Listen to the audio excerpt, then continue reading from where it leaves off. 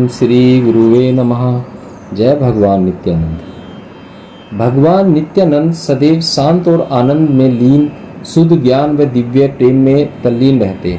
जो भी उनके पास आता उसे उनमें अपने ही भाव का प्रतिबिंब दिखाई देता। इस कारण से सबके हृदय में मेरी अंतर आत्मा श्री नित्यानंद ही है, ऐसा दृढ़ बोध उदित हो जाता। गुरुदेव सदैव निष्काम थे और यह बात लोगों को प्रबलता से आकर्षित करती थी। लोग उनके पास हर प्रकार की इच्छा पूर्ति के लिए आते थे, जबकि वे स्वयं कामनाओं से मुक्त थे। कोई भक्ति में जिज्ञासु आता और कहता, महाराज आप भगवान के साथ एकात्म हैं, मुझे मोक्ष दीजिए। एक पढ़ा लिखा आदमी आता और कहता, स्वामी जी आप ईश्वर से एकात्म हैं, मुझे वह शुद्ध ज्ञान दीजिए। फिर अन्य कोई कहता, बाबा जी मुझे कुछ नहीं चाहिए, मुझे बस थोड़ा सा प्रेम दीजिए। यद्यपि ऐसा जिज्ञासु कहता तो था कि इसे कुछ नहीं चाहिए, पर वस्तुतः वह इच्छा रखता था परम आनंदपूर्ण उस प्रेम की जो सत्य का आधार है। इन सब तमाशों को देखकर श्री गुरुदेव मुस्कुरा देते और सभी याचनाओं को हाँ कर देते थे। वर्षों पहले मैं पंढरपुर जाया करता था। वहाँ नरसिंह स्वामी नामक एक सिद्ध पुरुष थे। उनका और मेरा बड़ा प्रेमयुक्त संबंध था और मैं साल में कई बार वहाँ जाता था। पंढरपुर मुझे बहुत प्रिय है। पंढरीनाथ मंदिर में हर रोज अत्यधिक भीड़ पहुंचा करती थी। सभी प्रकार के लोग पंढरीनाथ विठोबा जी के दर्शन के लिए आया करते थे।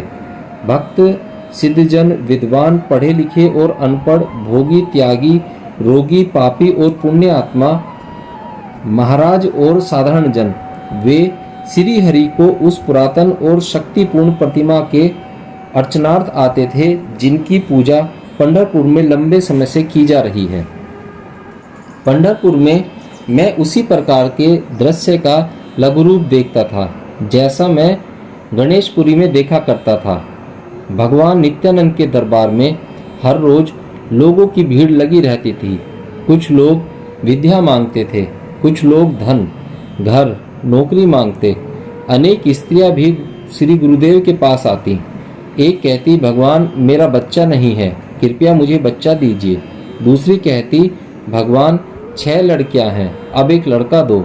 श्री गुरुदेव उत्तर देते, हाँ श्रद्धा रखो, तुम्हें सब मिलेगा।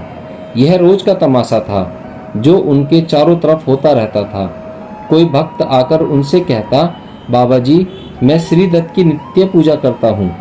कल जब मैं उनकी मूर्ति की आरती कर रहा था तो आप दिखाई पड़े, इसलिए आज दौड़कर यहाँ आया हूँ। दूसरा कहता, भगवान एक सप्ताह पूर्व आप मेरे दृष्टांत में आकर बोले 50 किलो लड्डू लाकर बच्चों को खिलाओ, उससे तुम्हारे सभी तकलीफें टल जाएंगी, तो मैं लड्डू लाया हूँ। एक तीसरा व्यक्ति उनसे कहता, कल रात आप मेरे स्वप्न में आए और कहा तुमको नौकरी मिलेगी, जाओ। तो क्या मैं जाऊँ? बाबा जी जवाब देते, हाँ। फिर वह आदमी चला जाता और उसे नौकरी मिल भी जाती। इसी प्रकार की अत्यंत घटनाएं थीं। उन्हें देखते सुनते जिज्ञासु अपनी श्रद्धा भक्ति को बढ़ते और दृढ़ होते हुए अनुभव करते। उनके हृदय आगे बढ़कर श्री गुरुदेव का प्रगाढ़ आलिंगन करना चाहते थे। अपने श्रद्धा भाव के कारण वे बार बार गुरुदेव के सामने नतमस्तक होना चाहते थे। वेदांत के ज्ञाता निर्मल हृदय मुनियों का कथन है कि इस जगत का स्रोत ब्रह्मा है, सब कुछ ब्रह्म से बना है और वह एक ही परम चिति है। सब कुछ बन गई, सज्जन, दुर्जन, राजा, प्रजा, देव और ऋषि और लाखों जीव योनियां, जगत ब्रह्म है। इसे बनाने वाला ब्रह्म और उसने जो बनाया है वह भी ब्रह्म, देने वाला ब्रह्म, लेने वाला भी ब्रह्म, खोने वाला ब्रह्म और खाने बनाने वाला भी ब्रह्म, भिक्षा मांगने वाला ब्रह्म, दान देने वाला भी ब्रह्म, यह लिखने वाला भी ब्रह्म और सुनने वाला भी ब्रह्म। ब्रह्म प्रत्येक वस्तु में व्याप्त है। ऐसा होने पर भी लोग बहुत सी भिन्न भिन्न भावनाओं का अनुभव करते हैं, प्रसन्नता, कुंठा इत्यादि। अपने स्वभाव के कारण उन्हें कुछ वस्तुएं प्रिय लगती है, चाहे वे उनके लिए बिल्कुल कल्याणकारी न हों। इसी प्रकार उनकी अपनी अभिरुचि एवं पसंद के कारण उन्हें अन्य वस्तुएं अरुचि कर लगती हैं, जो बहुमूल्य हो सकती हैं। इस जगत में हर किसी की ओर अपनी अपनी विशिष्ट पसंद होती है। सत्य को यथार्थ रूप में तो कोई बिरला ही जानता है। भगवान नित्यानंद से लोग अपनी रुचि के अनुरूप विभिन्न वस्तुओं की मांग करते। यदि कोई बच्चे के लिए आशीर्वाद मांगता तो भिन्न रुचि वाला कोई दूसरा हंस देता और यह कहते हुए उसकी हंसी उड़ाता, मालूम है उसने भगवान से बच्चा मांगा। लेकिन गुरुदेव तो सर्वात्मा थे, वे सभी के मन को जानते थे, इसलिए वे किसी का उपहास नहीं करते थे, बल्कि हर व्यक्ति को वही देते थे जो वह चाहता था।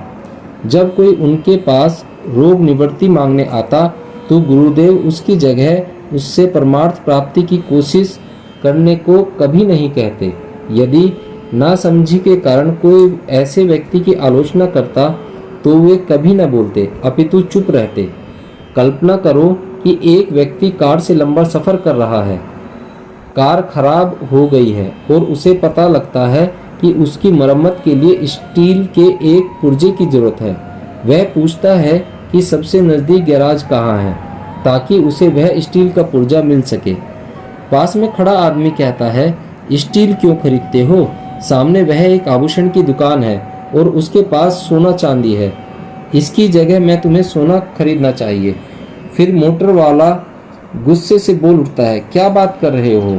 मैं तो बस अपनी कार ठीक करने की कोशिश कर रहा हूँ। जो जिस वस्तु की मांग करता है, श्री गुरुदेव उसे वही देते थे। उनकी दृष्टि में सभी में एक ही शुद्ध आत्मा का वास था और ऊंच नीच जैसी कोई भावना ही नहीं थी। उनके लिए सब में आत्मा ही निहित थी।